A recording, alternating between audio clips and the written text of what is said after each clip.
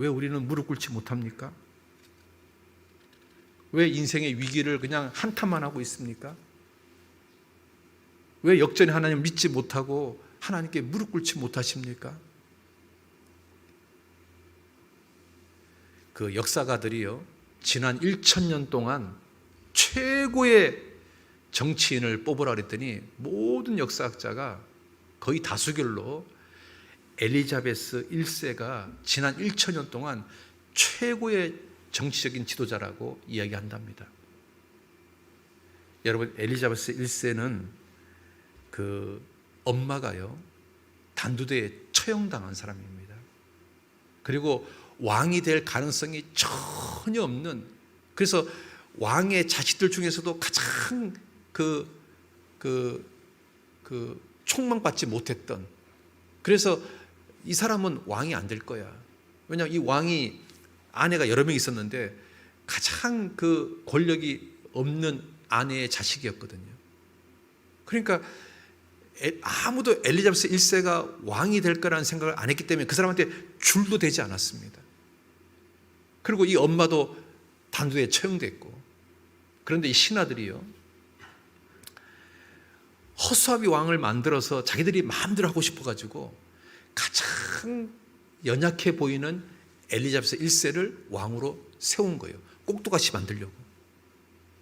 그런데 이 여자가 왕이 되는 날 하나님께 무릎을 꿇었습니다.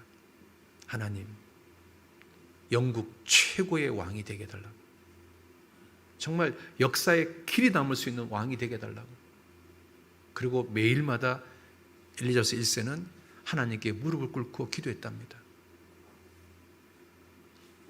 엘리자베스 1세 때문에 영국은 그전만 해도요, 그냥 해적의 나라였는데 대영 제국이 됐습니다. 신사의 나라가 됐습니다. 문화의 중심지가 됐습니다. 늘 프랑스가요, 영국을 무시했습니다. 저 무식한 놈들. 그런데 프랑스의 문화를 앞질러 버렸습니다. 해가 지지 않는 나라의 토대를 만든 게 엘리자베스 1세입니다. 여러분, 하나님께 무릎 꿇는 사람, 정말 나약하고 보잘것없는 사람이고 천한 사람이지만 위대한 사람으로 만들 수 있는 겁니다. 역전의 하나님이 계신 겁니다. 하나님께 무릎 꿇었으면 좋겠습니다. 여러분, 복음성가 중에 이런 가사가 있습니다. 이제 역전되리라 라는 제목의 가사인데요, 기도를 멈추지 마라. 눈앞의 상황이 마음을 눌러도 원망치 마라. 너의 입을 지키라. 저들은 너의 입을 보고 있다. 마음을 뺏기지 마라. 내가 널 도우지 않는다는 소리에 너의 모든 게 불리해도 너는 기도를 계속하라. 너 기도를 멈추지 마라. 내가 너의 그 모든 상황을 바로 역전시키리니 너 기도를 멈추지 마라. 내가 잠시도 쉬지 않고 모든 걸 지켜보고 있으니 바로 역전되리라. 너 기도를 멈추지 마라. 너 어려워도 힘들어도 기도를 멈추지 마라. 내가 너를 역전시켜 줄 거다.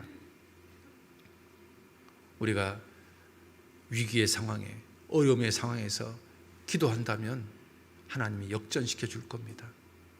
두 번째 비결은 믿음입니다.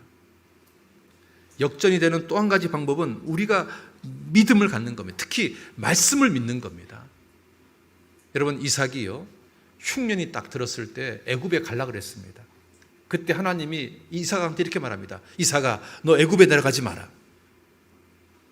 이삭은 고민했습니다. 내 생각을 따를 거냐, 하나님 말씀을 따를 거냐. 거기서 이삭은 말씀을 붙잡았습니다. 그랬더니 하나님 이삭을 100배나 부자가 되게 했습니다. 여러분, 말씀 붙잡는다는 말은 믿음으로 사는 겁니다. 믿는다는 말은 말씀을 붙잡는 겁니다. 우리가요, 말씀을 붙잡을 때 하나님이요, 우리를 역전시켜 줍니다. 내가 최악의 상황, 위기의 상황에서 내가 하나님 말씀을 딱 붙잡으면 하나님이요, 그 사람을 지켜보시고 일어나서 우리를 도우시려고 역사하십니다. 주님이 언제 일어난 줄 아십니까? 기도하는 사람, 또 하나는 말씀을 붙잡는 사람. 그 사람을 볼 때마다 하나님은 앉아 계시지 않습니다. 일어나십니다. 이사야서 30장 보겠습니다. 이사야 30장 18절입니다.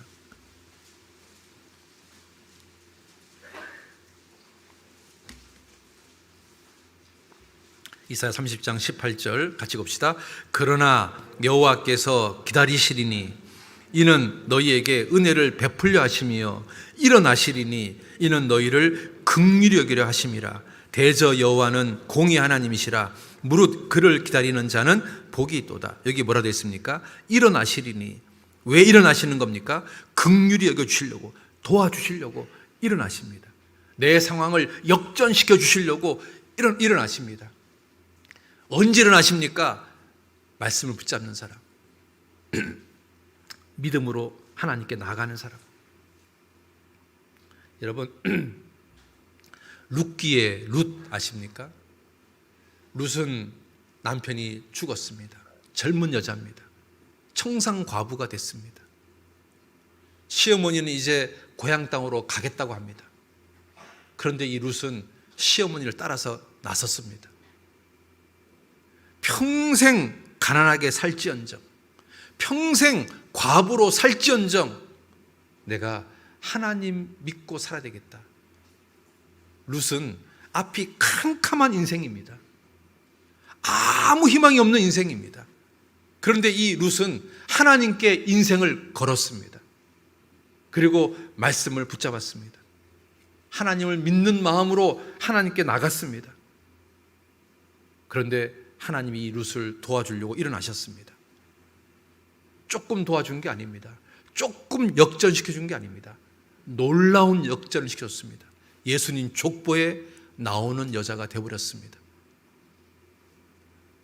엄청난 여자가 됐습니다. 우리 한번 생각해 보셔요.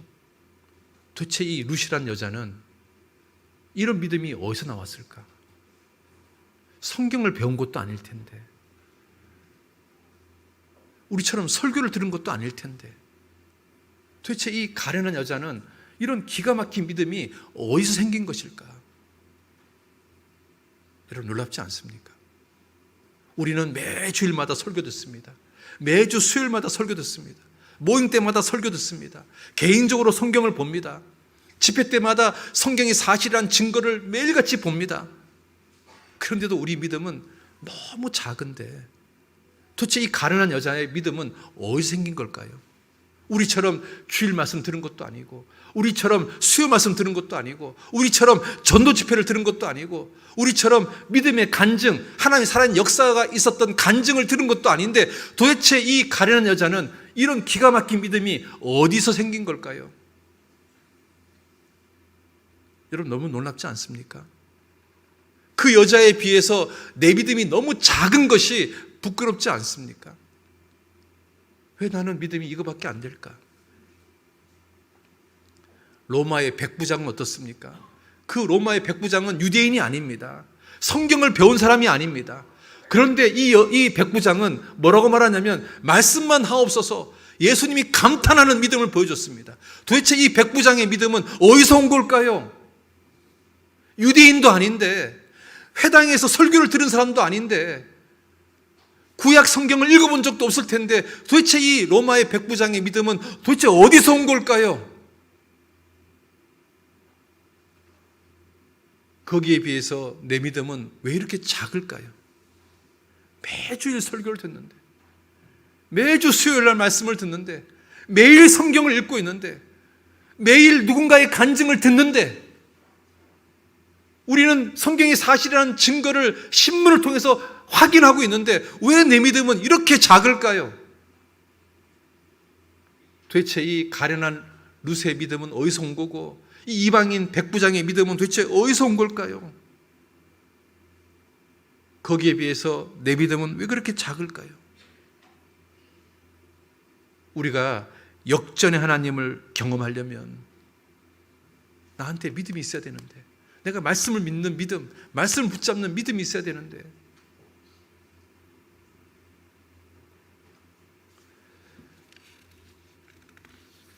우리 있잖아요, 정말 말씀을 믿는 믿음, 말씀을 붙잡는 믿음. 그래서 우리도 그 역전의 하나님을 우리 삶 속에서 좀 경험하고 그걸 또 간증도 하고 좀 그랬으면 좋겠습니다. 에스더는 이스라엘 민족들이 다 멸망당할 위기에 처해 있었습니다. 정말 구의 말 투아웃이었습니다. 그런데 간절히 기도해서 역전이 됐습니다. 우리 스포츠에 할 때 이런 말 듣지 않습니까? 끝날 때까지 끝난 것이 아니다. 그렇죠? 2015년도에 세계 야구 대회가 있었답니다. 그때 준결승 때 한국하고 일본하고 붙었답니다. 8회 말까지 우리가 3대 0으로 지고 있었답니다. 그런데 9회 말에 4대 3으로 역전해서 결승전에 나가서 미국하고 싸워서 이겨가지고 그해 우승을 했답니다. 온 국민이 그 스포츠를 보고 열광을 했습니다. 왜냐하면 역전했으니까요. 그때 스포츠 해설자가 그런 말 했습니다. 끝날 때까지 끝난 것이 아니다. 여러분, 에스더가 살았을 때 이스라엘 민족들은 전부 다 멸절당할 상황이었습니다. 야구로 말하면 9회 말 투아웃이었습니다. 그런데 하나님께 간절히 기도했더니 역전이 일어났습니다. 끝날 때까지 끝난 것이 아니었던 겁니다. 모세는 도망자가 돼서 광야에서 40년 동안 양치기가 됐습니다. 이제 나이가 80이 됐습니다. 이제 무엇을 할 수 있는 나이가 이제 아닌 겁니다. 이제 인생을 조용히 마무리하는 그냥 시골 노인네가 됐습니다. 그런데 끝날 때까지 끝난 게 아니었습니다. 하나님은 그 80살 노인네를 불러서 이스라엘 민족의 구원자가 되게 했습니다. 끝날 때까지 끝난 게 아닙니다. 여러분, 링컨 가난하게 태어났습니다. 엄마가 9살 때 죽었습니다.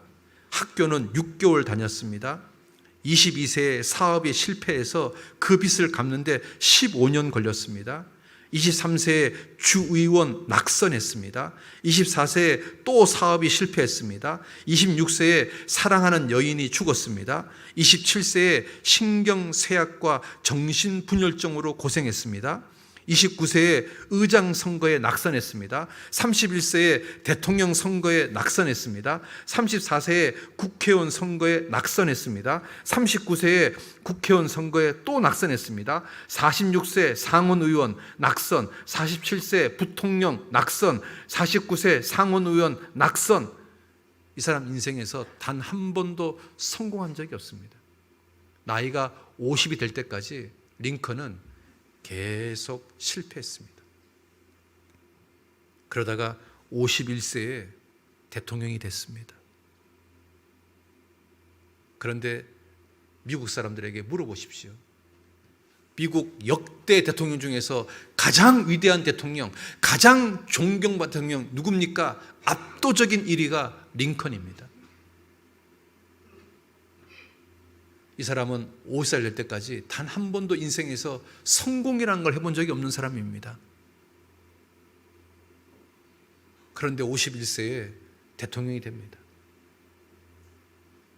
도대체 이 사람은 어디에서 이런 힘이 나왔을까요?